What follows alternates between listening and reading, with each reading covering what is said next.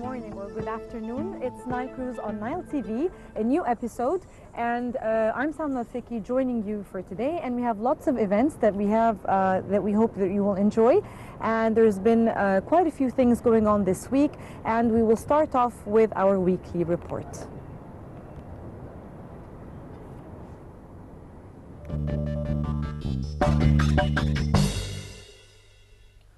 Interim President Adli Mansour issued a presidential decree announcing 3 days of national mourning from Friday 6th of December until Sunday the 8th to commemorate the death of former South African leader Nelson Mandela. In a press statement, Ahmed al-Muslimani, the media advisor to Interim President Adli Mansour, mourned the late African leader's passing, describing him as a symbol of freedom, national independence and liberation. Mandela died Thursday evening at the age of 95. Al-Azhar Senior Scholars Committee, headed by Al-Azhar Grand Sheikh Ahmed Al-Tayyib, decided to end the membership of Qatar-based Sheikh Yusuf Al-Qaradawi to the committee. The decision, which came unanimously by all members of the committee, was based on Qaradawi's continuous profaning against both Egypt and Al-Azhar. Meanwhile, clashes intensified late Sunday evening between Al-Azhar students and Nasriti residents on streets surrounding the university. Deputy of the Cairo Security Directorate, Yahya Al-Iraqi, said that security forces had managed earlier on Sunday to contain the unrest caused when 300 Al-Azhar students blocked the neighborhood's main road. Giza's criminal court on Monday postponed the trial of top Muslim Brotherhood leaders to 11th of February so that it can study the case and declare witnesses. The group of defendants includes some of the most high-ranking members of the Islamist group, such as Supreme Guide Muhammad Badi', Isam al-Aryan and Muhammad al-Biltagi, all of whom stood for the trial's first session on Monday on charges of murder and inciting violence in connection with armed clashes on 15th of July, which left 5 dead in Giza. A Cairo court said on Sunday evening that it would announce verdict against activist Ahmed Doma, Muhammad Adil, and Ahmed Meher on the 22nd of December. The court also said the 3 defendants are to remain in jail until then. The court has charged the defendants with co-organizing a protest without a prior notice, obstructing traffic, thuggery, and sabotaging the private property of a cafe nearby the protest location. Most notably, they were also given 3 separate charges for allegedly attacking the security forces guarding the court, using force, assault, and causing bodily injury. Tunisian singer Ghalia Ben Ali performed at Plaza Cinema on Saturday the 7th of December as part of the closing day of the 6th European Film Panorama held, which kicked off on the 27th of November in Cairo. Panorama, an annual event showcasing award-winning feature films and documentary productions from across Europe, was from the 27th of November until 7th of December this year. The closing event kicked off with a screening of Lebanese documentary Layali Bila Naum, or Sleepless Nights, by director Ilyan Rahib. After a successful series of performances in 2012, Independent Combo, a project bringing together performing artists at downtown Cairo Rawabit Theatre, is returning this December. It starts on Wednesday with a performance by Buzzy, where young actors present monologues of stories collected from real women about their lives in Egypt. After launching in 2006 at the American University in Cairo, in 2010, Buzzy transitioned from a university-affiliated group to a more inclusive independent theatre project, performing at numerous venues in Egypt and abroad, most recently France and the United States. The Square, a film that follows activists in Cairo Tahrir Square following the 2011 overthrow of Egyptian President Hosni Mubarak, won the award for Best Feature Documentary for 2013 on Friday from the International Documentary Association, a 30-year-old non-profit that aimed to support the documentary culture. The IDA award for Egyptian-American filmmaker Jihan Nujim's work comes after honors at the Toronto and Sudanese film festivals, setting it up as a favorite for an Oscar, for which it's shortlisted. The Square also made history last month as the first documentary acquired by Netflix Inc., the online streaming and DVD company. An honoring celebration was held on Sunday for the late Lebanese great singer Wadi al-Safi in the main hall in the Opera House. Dr. Saber Arab, the Minister of Culture, along with Dr. Imais Abdeldayim, head of the Opera House, started the ceremony by honoring the son of Wadi al-Safi, the Lebanese singer, Antoine, by granting him Shield of the Opera House in recognition of his effort in the Arab singing. Then the National Troupe for Arab Music, headed by the Maestro Salim Sahab, presented songs for the lead singer, and from Lebanon, Hisham El-Haj and Qusam El-Shardawi, and from the Opera House, Saeed Othman, Hanan Mutawi, Ahmed Affat, and Ashraf Walid. The concert was ended by the song of Great Egypt, Azima Ya Masr, by Antoine Wadi Safi.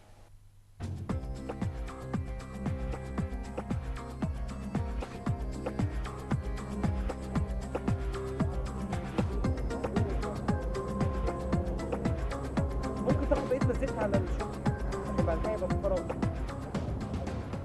اجهز يا اسعد. يلا يلا يلا يلا يا اسعد يلا.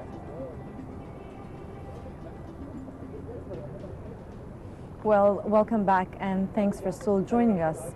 And I hope you're all cozied up. It's really cold and it's freezing weather, which is so unusual for Egypt. So do stay warm for the next few days for this wave to pass. And now we're to another segment, which is cruising online. And we would like you please to share with us the most important or anything that you have come across regarding any comments, any posts with us, that you could please share with us on our social media. We have Nile Cruise on Nile TV on Google+, Facebook, Twitter, and please do join us and help us share so we can show all your videos and posts. And in Cruising Online, in our next segment, we do have a few things.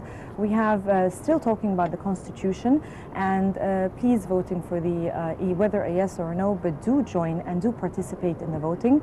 And we also have regarding that Egypt is following the roadmap, and we need to follow the roadmap in Egypt to move on. And I think we are, personally, I think we're going and moving on the right track, and that the roadmap is being followed, hopefully, to the right way, so Egypt can go back and be the Egypt that we all know. So do stay with us and enjoy Cruising Online.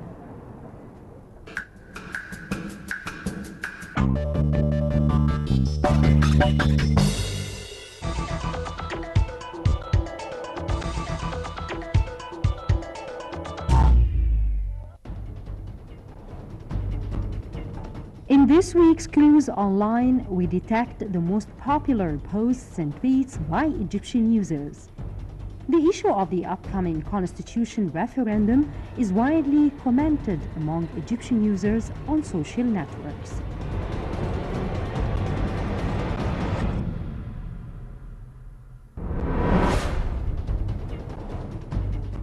A post comments on the cold weather in Egypt now and reminds readers of the great difficulty army and police officers have to endure in this cold weather to protect citizens in the streets and along Egyptian borders.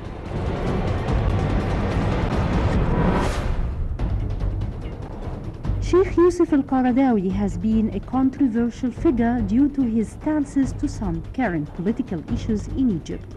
The Council of Senior Scholars unanimously decided to dismiss Sheikh al-Qaradawi from its board. The post comments that the decision is a bit late, but better late than never. Another post wonders how the Brotherhood calls for freedom while its main principle is total obedience.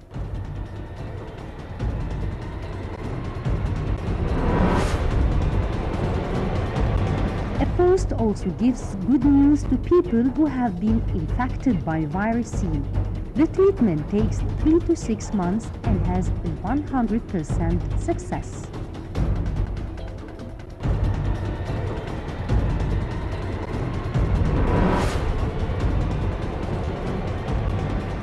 Another post warns of the dangers of cooking in cooking ware that have scratches in its inner layer, as they may be carcinogenic.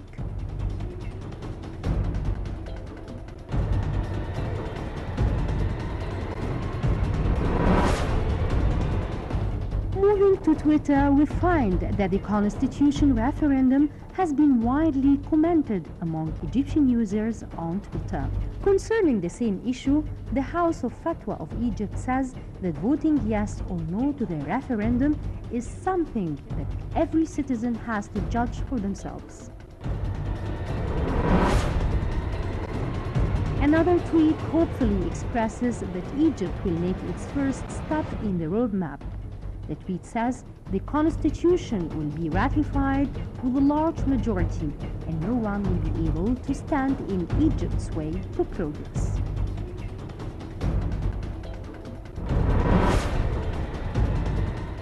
Another tweet criticizes Al Jazeera channel for exaggerating news about Egypt. The comic actor Lutfi Labib says, ironically, that whenever Al Jazeera cameras find a small group playing in the street, they call it a massive demonstration against the military coup.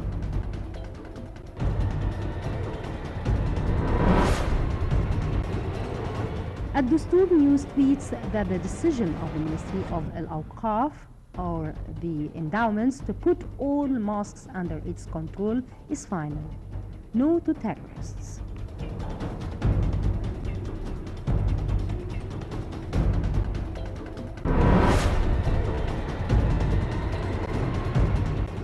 Moving on to the YouTube, here are some of the popular clips.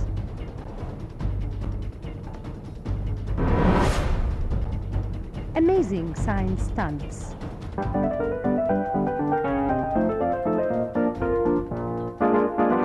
And then open out the postcard and make a final cut right along the length of it.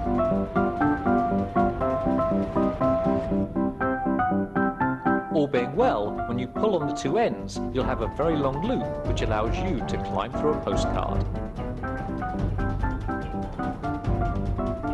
Place a coin onto a plate. Now pour some liquid over it.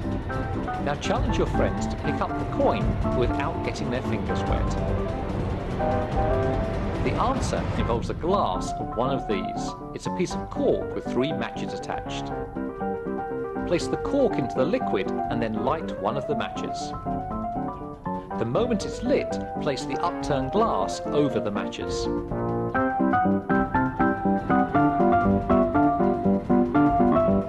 What you'll find is that all of the water is sucked up into the glass, allowing you to pick up the coin and so win the bet. Sprinkle some pepper into a bowl of water and challenge your friends to make the pepper move towards the edge of the bowl. When they give up, simply place some liquid soap onto your fingertip and simply touch the pepper. In order to be able to hold an inflated balloon over a candle without bursting it, first of all, place some water inside the balloon. Blow it up, tie it off, and then gently lower it over the candle. Let's be friends.